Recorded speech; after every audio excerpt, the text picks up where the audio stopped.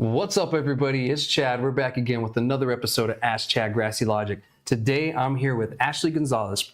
Appreciate you joining me today, Ashley. Hi, I'm happy to be here. Of course. You know, you took a long trip down from Albuquerque. She's from the Grass Gazette. I always want to say the Grassy Gazette. It's the Grass Gazette. This is Grassy Logic. You were here last year, so I appreciate you coming down again and, checking us out. And, this time you got to, stay for, overnight kind of situation to kind of hang out? Yeah, we did last year, too. We did a photo shoot and things like that. Spent the night and then headed back the next day. So nice. Same thing today. I had some meetings, so we hung out all day. Yeah. You said you got to go check out the lounge in Sunland, so that's cool that you got to do that. Yeah, it was really nice. Oh, it was so nice over there. Yeah. It's cool. Yeah, I've been going there the past couple weekends, and it's been real fun. I had my birthday there, all that good stuff.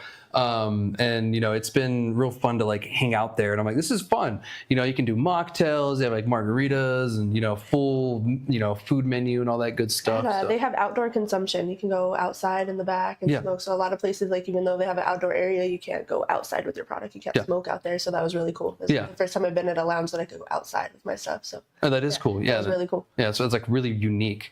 So thank you all for joining me today on the Ask Chad Grassy Logic show. We're actually live on Twitch right now. So if things look a little bit different, if you watch it again, on the YouTube side, that's why, because that's going to be the edited version. But if you're watching live, thank you so much for watching us today.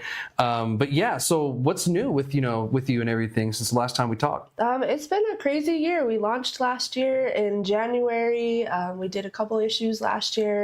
I got married, so that was a huge event. It took a couple months to plan and all stuff like that, so it took a good chunk of time. Congratulations, by the way. Thank you. Yeah. So right after that, we had our launch party, things like that going on, and then both my partner Katie and I started working in the community solar industry. So kind of been focused more on that and figuring out how to integrate it with our other projects and things we have going on, and so that's stuff that we've been working on throughout the year. Yeah. This last weekend we had a boudoir bash. So we had a 3-day photo shoot event in an Airbnb in Rio Rancho. We had all kinds of people come out. We had sponsors. We sampled a lot of products. We had a lot of fun. Nice. We went to Blaze and Bingo with DJ Cider. So we went to a bully show, checked out a dog show the next day and covered that. So we had a really good time. Cool. I hung out with a lot of people. I got to try a lot of good products. I tried a lot of different mocktails and infused drinks. And I tried some other products that I haven't had. I got some of the Cavi Gold, Cavi cones and stuff like that to try. So it was awesome. Oh, cool. So, it's a whole around experience, and that's great, because, tax write-off, right? Yeah, business expenses. So, that's great that, you're still doing it, because I see your posts and stuff, and, when you're out there doing the modeling thing and everything and all that. So that's cool. And so when you go out to these places, are you putting it in your magazine as well, too, when you do that, or is it more? So our next issue is going to drop on 4/20, and everything that we've been working on is all going to go in there. So all the different models we'd work with, even this weekend, we were there for 3 days. We did a lot of different types of themed shoots. We did a pop art zombie. I don't know if you saw some of my posts. That's cool. Painted in a comic book zombie style. We did some of that. We had another lady did a milk bath with some of the cannabis leaves in it. So we just did a lot of art. We had a lot of fun with it. So we're excited to put that in the magazine. That's really what we're all about, is just body positivity and art and just supporting local and supporting the industry as much as we can and really working to remove stigmas, Yeah. And bring a more professional eye to the whole industry and the way people look at us. Yeah, because, they look at us with just so much stigma. Yeah. And we'll get onto that a little bit later, too, on the stigma stuff. I'm glad that you brought that up. But for the people who aren't aware of, your magazine and everything, what is, the Grass Gazette really about? What's its mission? So really, we put the magazine together to support the local industry, to support the people that were small, the people that are out there working really hard, the mom and pop shops, the people that usually don't get noticed, some models that, most people usually don't pick. We don't discriminate. Everybody's welcome in the magazine, all body types, all genders, really just trying to create a safe, open, free space for everybody. Cool. So it's not just, straight cannabis stuff, it's kind of more inclusive with the whole community kind of thing. To cover news, legal stuff that's going on in the industry, just educating people on different things. On our last issue, I wrote an article about where you can and cannot smoke, because, people know that it's legal, but a lot of people don't realize, you can't just go smoke anywhere you want. Yeah.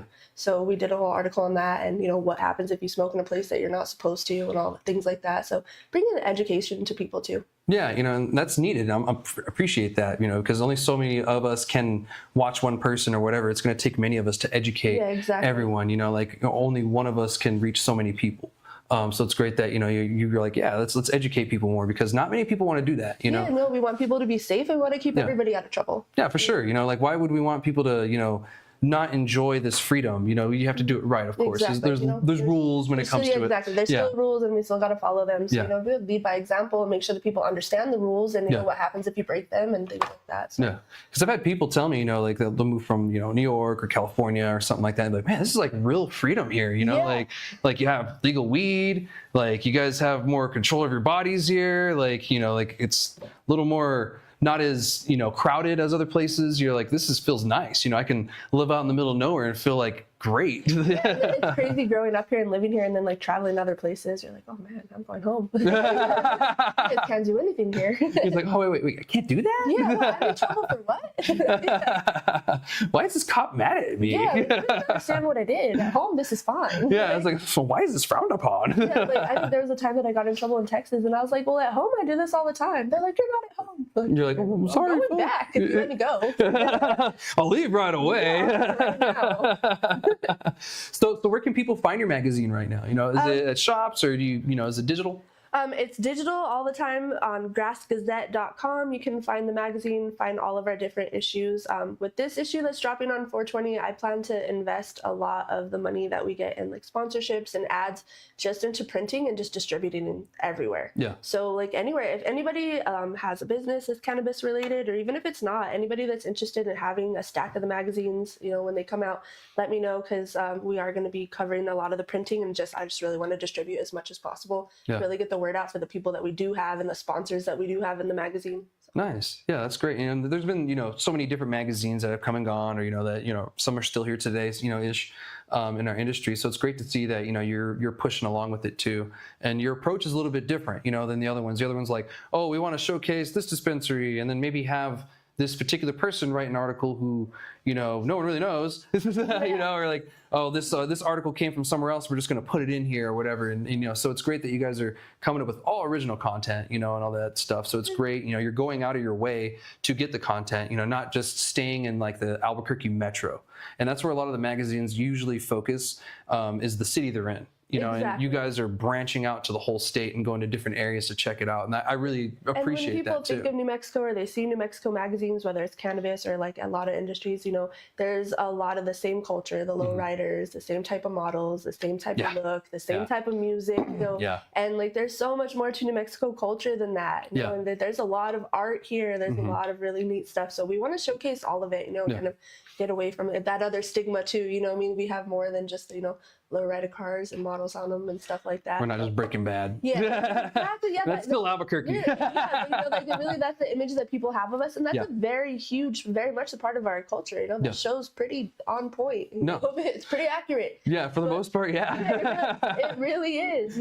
But there is so much more to New Mexico, and we really want people to see that. Yeah, like I'm from Alamogordo originally, and they have a bad meth problem there, and so when I saw the show, and I was like, well, it's kind of like my hometown, I guess. Yeah. But I was like, it's not the whole state's like that. Not everywhere is like this, and I hope people understand that too. That just like anywhere, we're going to have our issues. We have our drug problems. We have our problem cities and our issues. But that's not the whole state. It's a very gorgeous state. There's so much more around here. And there's lots of art. There's lots of other types of music. There's just there's so much to offer, and we really want people to see that. Yeah, for sure. Not just the urbanist areas. There's so much more that we can do, and then get out in nature, go touch some grass. Exactly. There's a lot of so much scenery we have here. Yeah, so that's something else. Like we had been on the Cannafit podcast last year, and they have the Canna Hikers Club. Yeah. And, that's something that I support so much too, because it's people out in nature. They're getting to see all these different beautiful spots in New Mexico. There's so many spots that you can go check out that I think most people just don't even realize we have. Yeah. We have cave systems, we have waterfalls, we have beautiful mountains, we have white sands. People really need to get out and enjoy that. So also trying to just motivate people to just enjoy things. Get out and have fun. Yeah. If you take the pictures that you want to, put on the outfit that you want to, just be yourself and have that freedom. Yeah, exactly. And even if there's a river and there's no water, you can still enjoy it. Here in Cruces, people, because they cut off the river, over in TRC area. And so it doesn't flow south of that for majority of the year. And so during that time, we'll go hiking in it, we'll walk in it, people will four-wheel ride in it, and everything. So I mean, there's always something you can do or explore. And another thing I noticed here is people really like rock hounding here, and I've noticed there's all the people who really like, the huge stones. Hobby here. I'm like in the New Mexico rock hounding group on Facebook. That's something that I do a lot too. Yeah. I kind of got into it a little bit. When I was younger, like, oh, look at this cool rock, but I didn't realize how many unique rocks we have here, and fossils, and petrified wood. We have a lot of really cool minerals here, and even like you said, going down in the river when it's dry, you can find clamshells, you can find all kinds of cool stuff. I find clamshells all the time, fossilized, and or not. If it's not too dry, you can catch crawfish in there in the little mud holes. There's a lot to New Mexico that people just don't see. Yeah, and so I'm glad you guys are showcasing that. And the cannabis just isn't everything too about New Mexico. So it's great that you can mix both. It's like we're not just about cannabis. It's more like a lifestyle. Huh? Like even some of our events, like this weekend, like we had people hanging out with us and models that were shooting and stuff that don't even use cannabis. But it was just fun. We just hang out. We had fun. Everybody had a good time. That's good. That's great. And so, where do you see, this magazine venture heading to, after this? Our goal, we're starting off slow and we're keeping it simple, but our goal is to eventually spread out to other states too. Katie came from another magazine she worked with that's nationwide. So, it's definitely where we want to get to. Yeah. So, but starting with New Mexico and really just showcasing our home and, I think the next place that we're going to move on to is events in Vegas. We've been talking with lounges out there. So we'll be migrating towards Nevada a little bit, but the goal is to spread all over the US and the more that we do that, the more we can educate people, the more that we can help push these stigmas, like you said, that we're trying to break across the whole US, not just New Mexico. Yeah, because it's everywhere. And we are really a leader in the industry. There's a lot of legal states, but New Mexico has done a lot of stuff that you don't do in other places, or we've done it first, or you've been one of the first. So there's a lot of states that haven't caught up with medical, legal. So we can set that example now. Put all this stuff out there now and kind of lead. Yeah, because I've said that before, it's like Washington and Colorado, they were the first states to legalize, but then they just said, okay, and kind of gave up. Yeah. And just didn't want to keep up with anything or really change anything to be progressive, Exactly. And now both states are Colorado is struggling more than I would say Washington is. Places like Denver, it's there's a lot of dispensaries, there are too many or whatever. And, one thing that they refuse to change is, certain places don't allow adult sales there. So you have to go to another county or another city to get it. And so that creates bottlenecks. And so that's something that they refuse to acknowledge, I guess. And they think it's working great, but these other operators are like, it's not working great, we're not doing well. And that's what it takes anytime there's a new industry, is trial and error. We see what they're doing wrong and we do it different, and somebody else is going to see that we did something wrong and they're going to start off fresh and do something different too. So and something that we try may not work for certain states, Exactly. it is what it is. That's why we had to take such a different approach. And when we were trying to pass the legalization bill, I kept having to remind people, I said, our population density is 17. Compared to Colorado, that's at in 60 something. Exactly. And California, that's in the 200s or 100 something, something ridiculous number.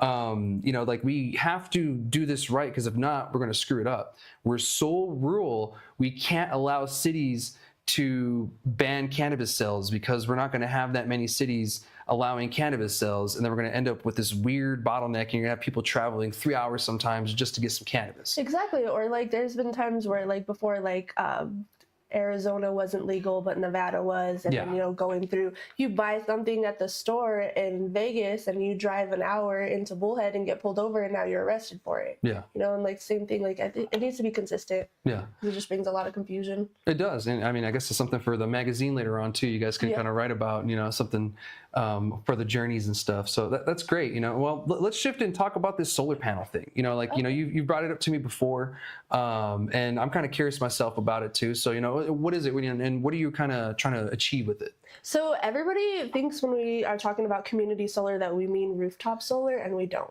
This isn't something where you buy solar panels, you don't invest in anything. I'm sure you've seen the huge solar farms that are being built all over the desert in New Mexico, right? So, but do you know where that electricity goes? You'd figure it'd go to the electrical company, to some... Right, it goes to P&M, it goes to the P&M grid. And this is something that's been done in other states forever. Colorado's had community solar for, I think, 11 years already. New Mexico just started last year in April, so it's really new here.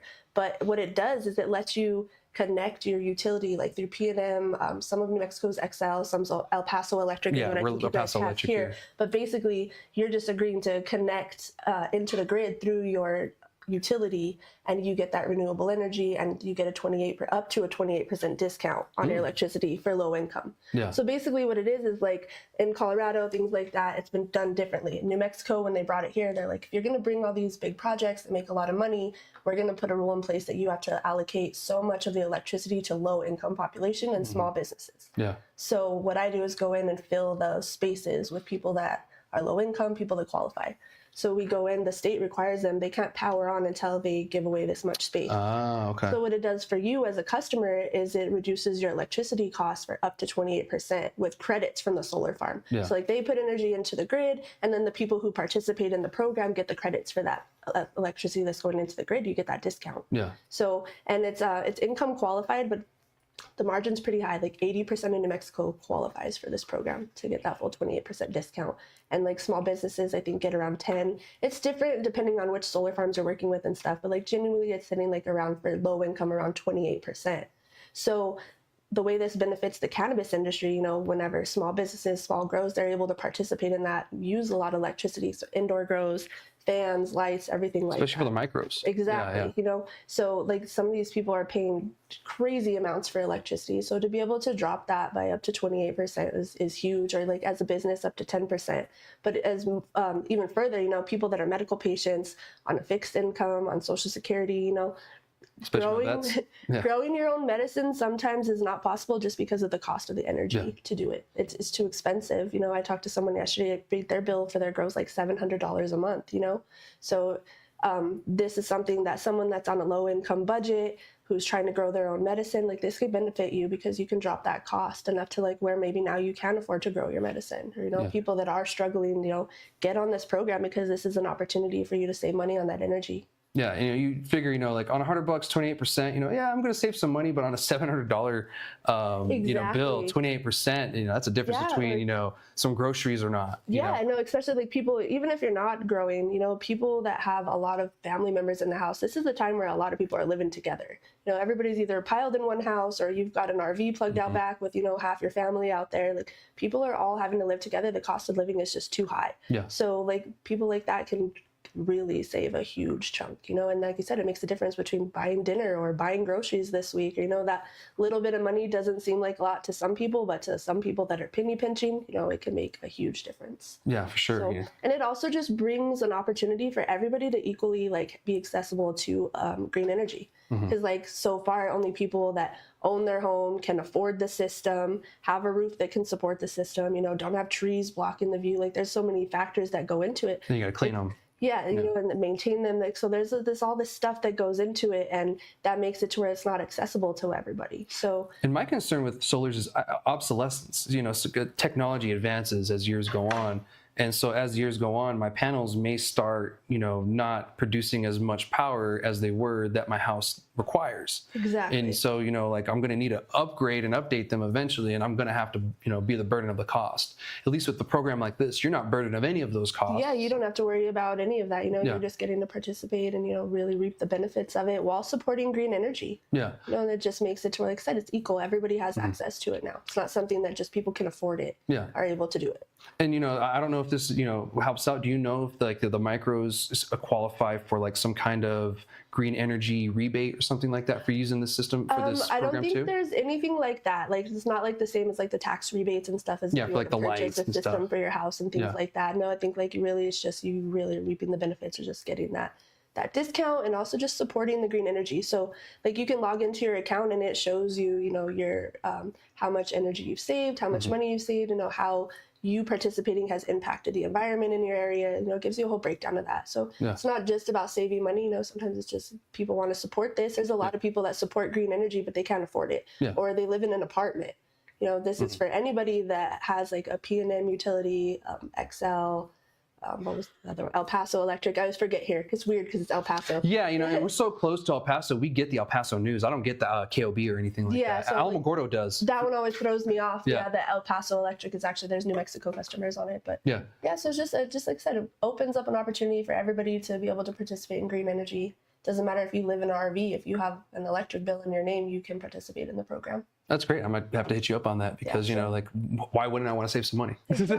So I work right now with One Up Energy. They are all over the United States. I think we have about 700 agents working throughout the U.S. right now. But if anybody's interested in the program, you can find me on social media, Ashley Gonzales, or just look up the Grass Gazette because, like I said, my partner and I both are working with the program. So we are also advertising through the magazine and through our events too. Awesome. I just want to say a shout out to Terry real quick. Skunky Gaming over there. He's in the live Twitch chat. He's saying what's up and everything. He does a live Twitch about every day. I've seen it. He's doing his podcast and stuff too. So shout out to him. He's been playing Stardew Valley. Yes, yeah. I tried to play it. I couldn't get into it. I played everything like Animal Crossing and Farmville and like Harvest Moon, all those. So I got to check out Stardew Valley. You got to check out Grounded. Fun game. Yeah, it's literally Honey, I Shrunk the Kids, the video game. Oh yeah, I'm gonna have to check it out. Yeah, it's so fun. They have the second game out now too, so if you beat that one, you have another one to play. Oh, sweet. Yeah.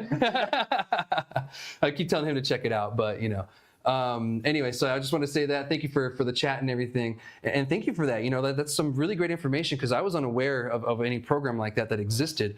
You know, where you're not required to put any solar panels on your property. You're pretty much just pulling from a solar farm, which when I drive up to Albuquerque on I-25, I see them. You pass a lot. Yeah, I see them all over the place. And I've always wondered, even over here in Las Cruces, when you go towards El Paso, south of NMSU, there's a little solar farm right there too.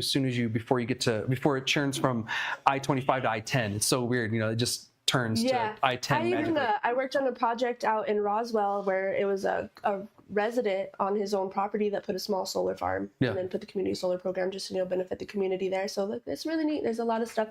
A lot of them give back. A lot of them benefit nonprofits. Like right now, everybody that I'm signing up in Albuquerque is getting assigned to the Locker 505 project. So like they benefit kids like clothes, backpacks, things like that too. So it's really nice. That's cool, and that's great that you guys are doing it. So, are you going to advertise a lot of this in your magazine? I mean, you have the free will to. Yeah, we're going to be advertising in the magazine, and anytime you see us at an event, we have the ability to enroll you right there. All you need is a copy of your bill with you, and you can even pull it up digital on your phone. So, if you see us somewhere and you want to participate, just let us know. Awesome. Well, thank you for that. And before we move on to the next topic and everything, where can people find your Grass Gazette and yourself and everything? So, if they are curious about any of these programs or your magazine, they can contact you.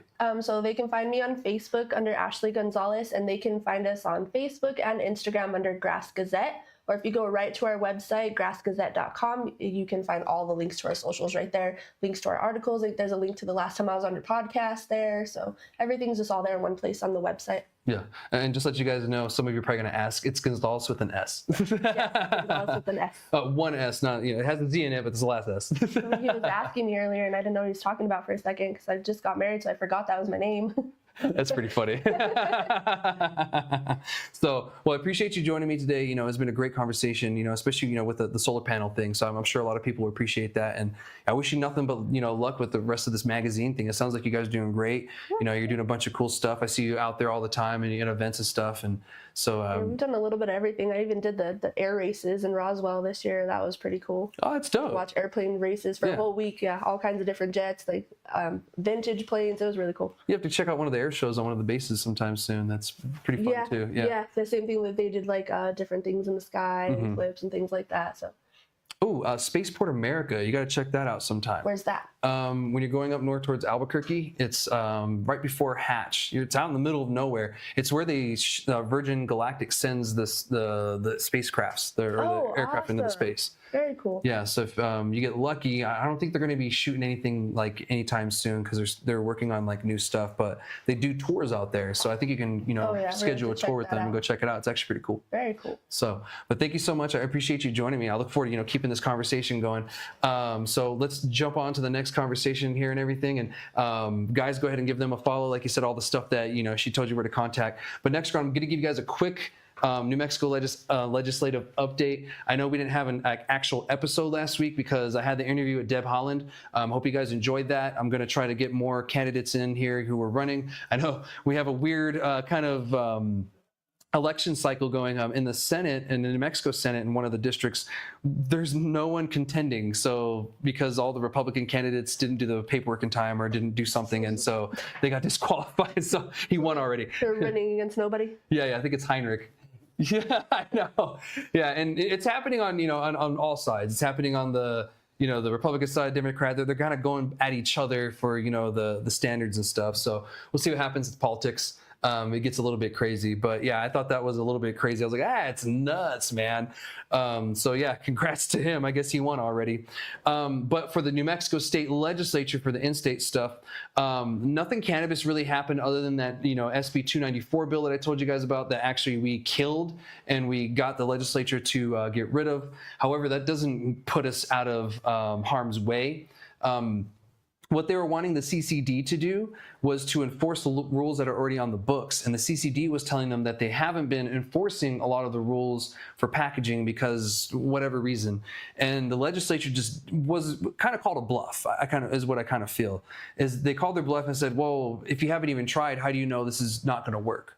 And so what happened is the SB 294 bill was a bill that was going to make all of our packaging black and white with sans serif text, and it's going to be super controlled. And they're like, oh, there's going to be colored allowed. You can have a logo that's 2 inches on there. And I'm like, you gotta be shitting me. Yeah. Yeah, they're like, yeah, we're going to allow color. You can have your logo. And I was like, fuck off, dude. Like, you gotta be shitting me. And I had a conversation with one of the lawyers that I'd met there, and she brought up a really good point I never thought about.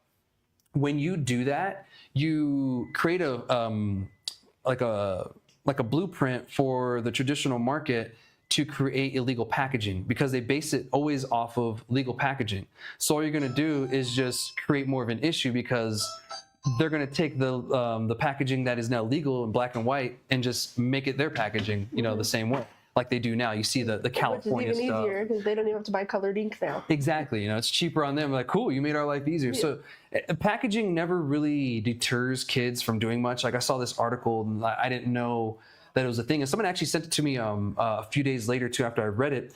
I don't think it's Mexico. Yeah, I think Mexico banned cartoons on cereal boxes because they believed, the kids are going to, be attracted to it or whatever and blah, blah, blah. But I'm like, yeah, but kids don't have the money, the adults do. Exactly. Like it is up to the adult to buy that cereal, not the child. It's like if you fall susceptible to your child begging and begging and begging, that's on you, and no one but you. And so I saw that and I thought it was interesting because, they're trying to claim that it's helped, but I looked in other studies and stuff like that too. And I dug in deeper on this and there are legitimate studies that say this does nothing. Like a lot of I think they call it the nagging factor. The nagging factor is more of I want to say a made up term. It's just something that doesn't really make much of an impact on everything because you are in control of that situation. If you fall susceptible to someone nagging, then that's on you. That was on me for giving in. Yeah, exactly. So it's kind of like, well, what the hell? So a lot of studies backed up that packaging and labeling doesn't really work. It's education. And sitting down with people and talking to them and showing them that this may look like this, but this isn't for you. And for you as the adult to store it somewhere safe and out of the harm's way for the kid. So that's what that bill is about and everything. And, that was the arguments. We got it killed in the House Judiciary Committee. Most of the representatives on there agreed that, the CCD and RLD should really start trying to at least enforce what's on the books versus trying to create something new and creating more problems because that's where we end up with all this confusion and then like, well, why is this law on here? And then this one too. And then, we just end up with more issues. I did talk to the superintendent of RLD afterwards. He was pretty pissed that it didn't pass. And to be honest, it was unfortunate that he doesn't want to work with the industry. And it didn't seem like that anyway, because the answer he gave me wasn't very promising.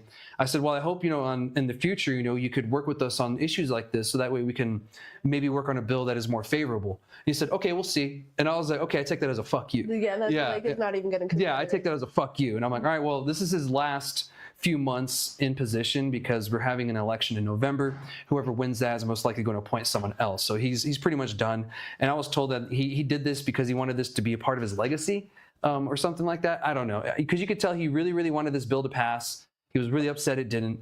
It's unfortunate, but hopefully the next RLD superintendent we get is going to be a little bit more willing to work with the industry just versus a little more cooperative. Yeah, because this open-minded at least. Yeah, this came out of nowhere. Like no one in the industry asked for this. No one in the legislature asked for this. Like it just came out of nowhere because he felt like I believe from what I thought from what I saw, it was almost like it was going to be something that was easy to pass. and to get to change. Like, I changed it and I saved kids. Something that he accomplished and changed on his way out. Yeah, it's like, I saved kids. Look what I did, when that does nothing to save kids. Like prevention is where we need to be heading on this versus trying to fix the packaging or, think we're fixing the packaging. Because I went to Walmart and I checked all the alcohol packaging. I know you saw my posts and everything, and it got shared a lot.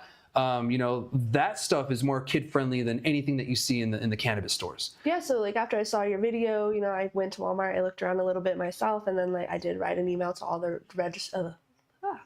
all of our representatives, so that I just brought to their attention the double standard there, and if you're gonna go hard and everything has to be black and white for cannabis, then you better go take out the 8% alcohol Sunny D on the shelf at Walmart. Yeah. Because how are they supposed to, an Arizona iced tea, Sunny D? I saw tons of common products. How is a kid supposed to know the difference? Yeah.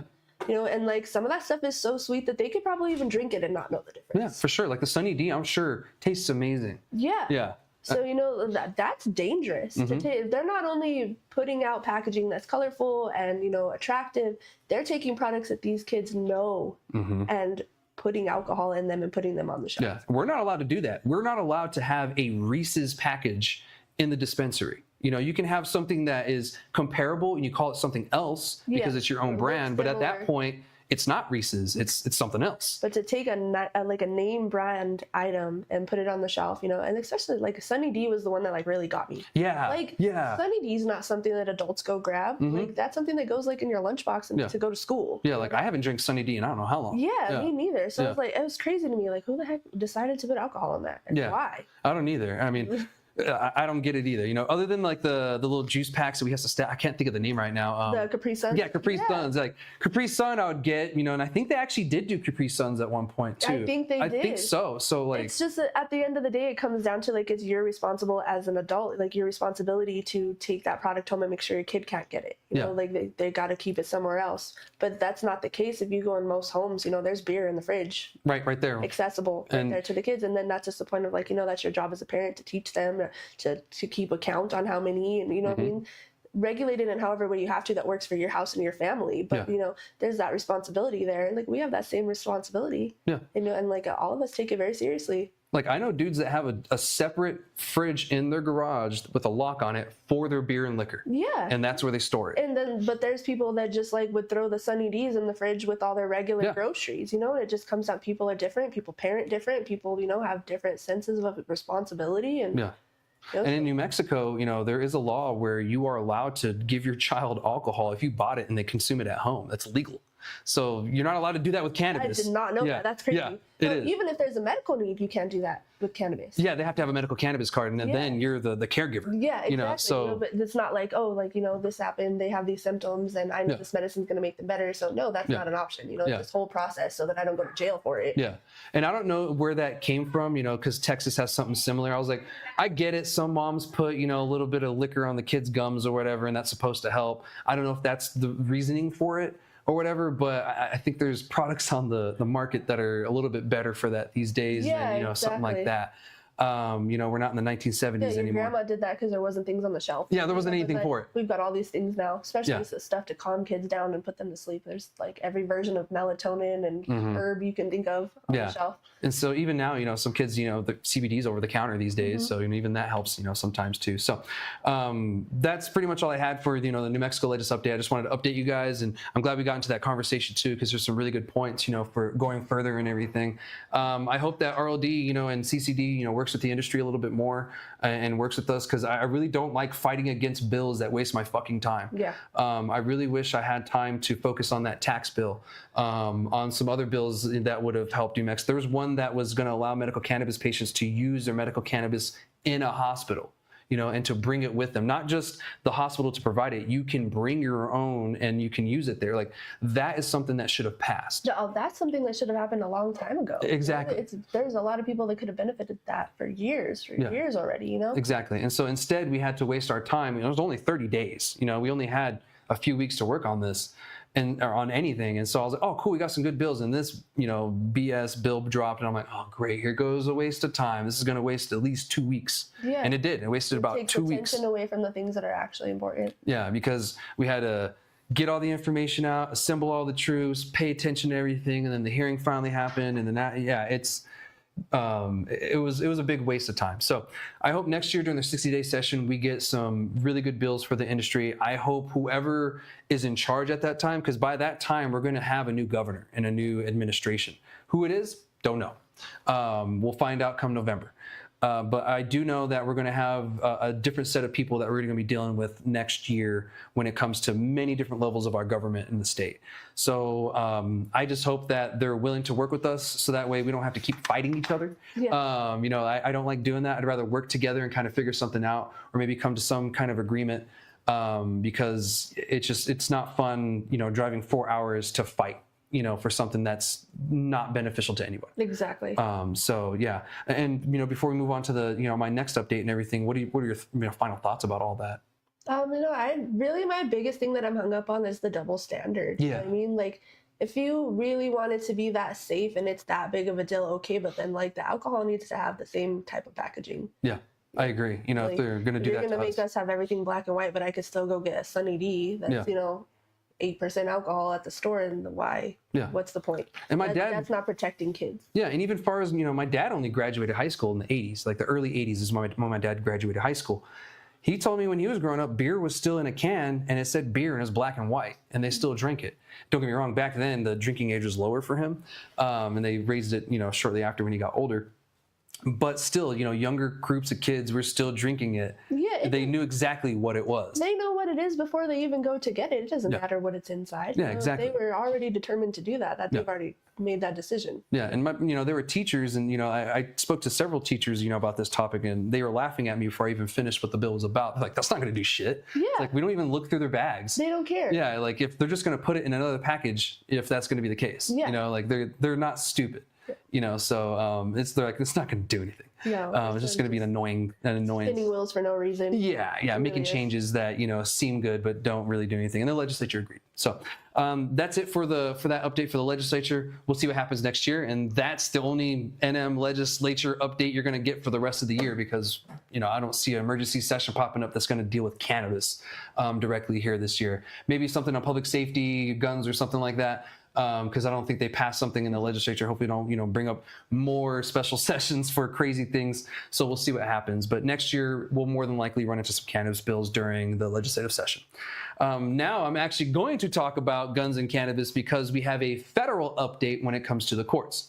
So on, I think, March 2nd, I believe, is going to be a court hearing for the Supreme Court to hear if cannabis users should be allowed to use cannabis, or even possess cannabis, or have it, you know, sober, you know, or after not being sober and having guns.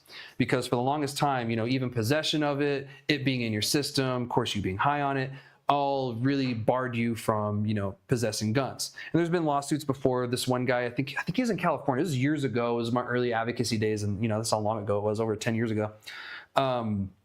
This guy sued the federal government because he had a medical cannabis card. However, he didn't use cannabis at all. He did it as a protest. He said, I'm a medical cannabis user, or I hold a medical cannabis card, but I'm not allowed to have a gun. They're like, well, you admit to using by having a medical cannabis card. He said, I don't use it though. He said, you can test me. He said, that's not an admission. And so I don't remember the results of that court case. I don't remember if he won or lost. I'm thinking he lost, or, you know, maybe gave up. But with the ever-changing, you know, state laws, it's kind of caused a huge shift in the federal courts. And what I mean is, we have several cases around the country in different appeals courts where you're running into situations where the court is agreeing with the plaintiff, you know, or the defendant, excuse me, the guy who's getting charged for, you know, cannabis and a gun or whatever. That's happening even in the district that we're in, which is the 10th Circuit. Even in our own circuit, I think it's a guy from Oklahoma. It was going through the whole process, and I think that's one of the things that triggered this Supreme Court hearing is one of those cases there. They're pretty much making the argument that, well, we can make the argument that they're an unlawful user of a substance, but what is an unlawful user of a substance? Are they high currently? Are they not high when they use it? Like what? You know, this is a very where do we vague draw thing. the line and figure Exactly. out, you know? And that's kind of the argument they're basing this off of. And to be honest, it's a very good argument.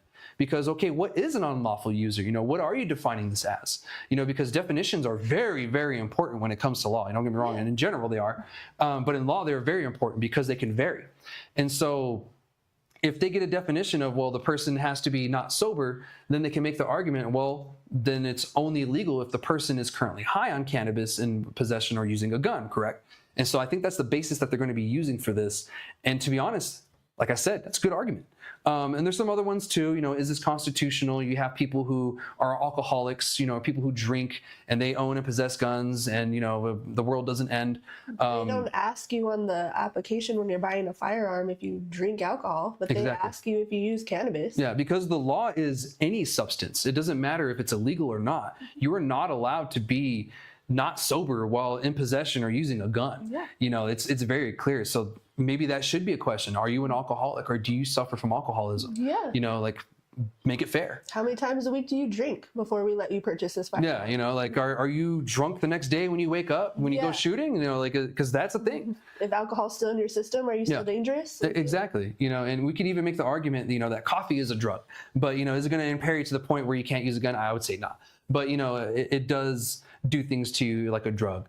But, you know, it's any substance where you're not in the right mindset that you should be using it. Doesn't matter if it's legal or not. So I think we might have a surprising ruling from the Supreme Court. I just don't know where it's going to go, because this can go two ways. This can go great for, you know, the medical cannabis patients, users, et cetera, and other cannabis users in general, or they can tighten down more on it and get more strict.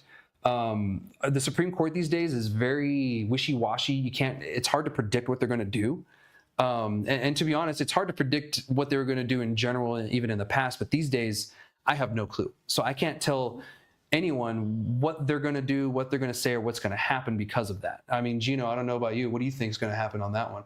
I'd like your opinion on this one, gun guy. Voice from God. God? Actually, it could go, because it's not just cannabis. They're also, in some states, talking about giving the right to use guns to people that have served their time. Mm-hmm.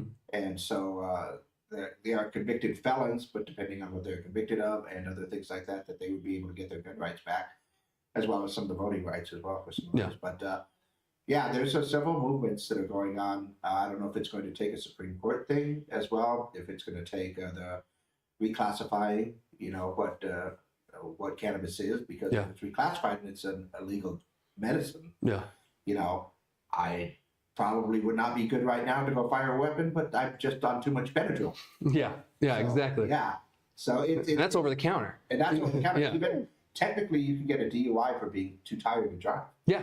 That is true. There's cases of people in New Mexico who have had no drugs or anything in their system and got a DWI because they, whatever, you know, Yeah, but as far as firearms go, a lot of that also has to do with veterans, because a lot of veterans will have their medical cannabis cards. You know, they're talking about veterans and psilocybin.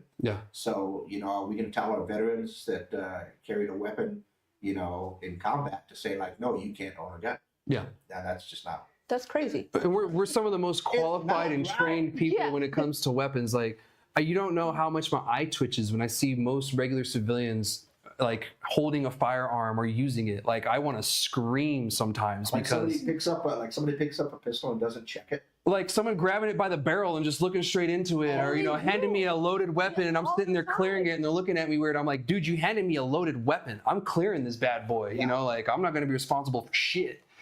So, even I went to go check out a few pistols last weekend. And even though the guy behind the counter was checking it and clearing it, I grabbed it, I checked it, I cleared it, you know. That's what you're supposed to do. Even if you saw that person clear it, they could have sleight of hand and threw a bullet in it. I learned that in the Army, actually. It was a hard lesson. One of my ex-infantry NCOs, we were doing something one day with the MPs, because, you know, we were intel, so we worked with the MPs a lot. And we were doing a training with them, and I didn't have as much training with the pistol as I did with a rifle at that time. I do now, and thanks to him and some other NCOs that I had that were great. He handed me the pistol, he handed it correctly, and I just grabbed it from him because I saw him clear it.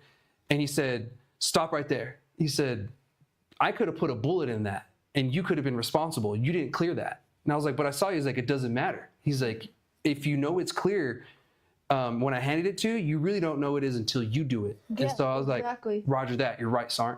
And so after that, every single weapon that I have ever been handed to, I will clear, or I will make sure isn't loaded, because you don't ever want a incident to happen. And that's something that blows my mind when they do that. Like, oh, well, veterans this. I'm like, dude, we have some of the most high training when it comes to that. To be honest, our gun training is probably better than the police.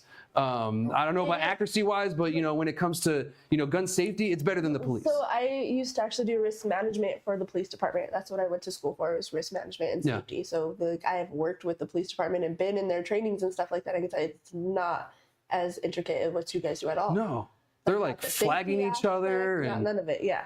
Yeah, shooting across each other like this, and like just no real sense, and it's scary. And dumping, whole magazines and someone that's not moving anymore. And like, it's just, crazy. Anyway, we'll get off of the crazy stuff. So basically the idea of our veterans that use cannabis as medicine, or the psilocybin, or even just, that are on general, maybe happy stuff that's the legal stuff. And there's some strong stuff out there. Over the counter, like we talked about. Like you said, Benadryl. That's a good example. Yeah. Oh, trust me, I'm aware of it right now. Love allergy season. But so all of those things, it's part of that. They should be able to have weapons, but that, I think it might come down to Supreme Court. Might come down to a few more cases. Like some of the other stuff. Supreme Court might punt. They've done it before. Yeah, they punt a lot. They take it down to the lower court to say, try it again. Yeah, they do that a lot too. And to be honest, sometimes it's needed. Sometimes it isn't the Supreme Court place. It's like, no, you deal with that. That's not us. Bring it back when it's a bigger issue. Yeah. Or when it's an actual issue. So it could get punted. But to be honest, on an issue like this, I don't see them punting. I think we're going to get an actual ruling, and that's the only prediction I'm going to make, is that we are going to get a ruling. That's the only thing I'm going to make, and I could be wrong. Yeah, I'll double check on the cannabis cases that might be coming up on that. Okay. I've been following a few of the 2A ones that are coming up, and there's quite a few that might be consolidated, and we'll find out if an AR-15 is legal in California and Delaware. Oh, the places that banned it. Yeah. Illinois. Yeah. Interesting. So I guess we'll see, but that's everything I had for that conversation. I wanted people to be aware. There's a lot of medical cannabis users, regular cannabis users, are also gun users, or gun owners, some are very responsible, and why shouldn't they be allowed? It's your right. So what are your final thoughts on that one? That one I really feel pretty strongly about, because before we had recreational passed here, like there was years and years that I could have got a medical card that I did not for that specific reason, because it was more important for me to have a concealed carry and be able to have my gun to feel safe, especially here, especially Albuquerque. Yeah. Do you know how many missing women are in this state? Dude, you get shot driving on the highway there. Yeah. So like I felt at that time, like I would much rather risk getting in trouble for having my weed without my card than not having my gun with me. And that's a viable reason. That was a hard decision that I had to make all the time. You know what I mean? Like my safety over like my medical needs, and that's not fair. Yeah, and a lot of veterans, that I talk to, they're the same way. Like, I want to get my card, bro, because I know it'll help, but my guns. Yeah, you're literally choosing the thing that keeps you safe and keeps your family safe over your medical needs, and that is ridiculous. And this proves that people want to follow the law. They don't want to break the law. Exactly. They will if they have to. I could have just got a card and still kept my gun with me all the time. But I chose okay, well, I'm going to make the sacrifice of taking a risk of getting in trouble for having my medicine so that I can have my weapon legally. Yeah, and those out there, pro gun, not pro gun, whatever. That's your opinion. We respect that. But if you are a gun user, you're an enthusiast, whatever, it's who of you to pay attention to this upcoming Supreme Court ruling. And to be honest, this will have implications across the whole nation when it comes to cannabis and everything too. So I'll be looking out for it, and we'll see how it goes. So I appreciate that, and we're going to move on to the very last thing that I have. I'll try not to be too fast on this one. This one's actually really exciting, and I'm actually excited to talk about this and bring it up. So the title of the episode, we're talking about killing stigma with education and everything. And I've been talking about doing pamphlets and some educational stuff. I'm always doing educational stuff. And about 3 years ago, I went to Colorado when we were doing a town hall. We decided from Farmington, we'll just go to Durango, hang out with my brother. Well, we went to a couple of dispensaries while we were in Colorado just to check them out.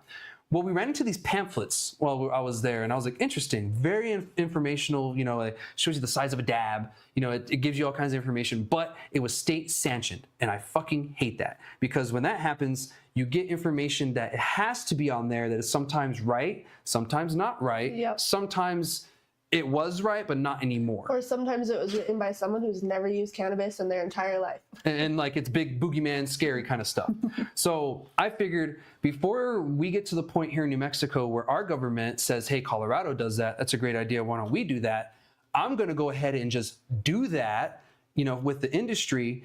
And that way they can only say, oh, thanks for doing that, versus you have to do that. Yeah, exactly. We're already doing it out of the kindness of our own hearts and providing it. So the state doesn't have to force us to do it. And we have more control of what goes in You're here. actually making sure that the right information is out there for Exactly. people who are in the industry, people who use, people who have already learned the hard way a lot of these things. Exactly, and I'm glad that you pointed that out.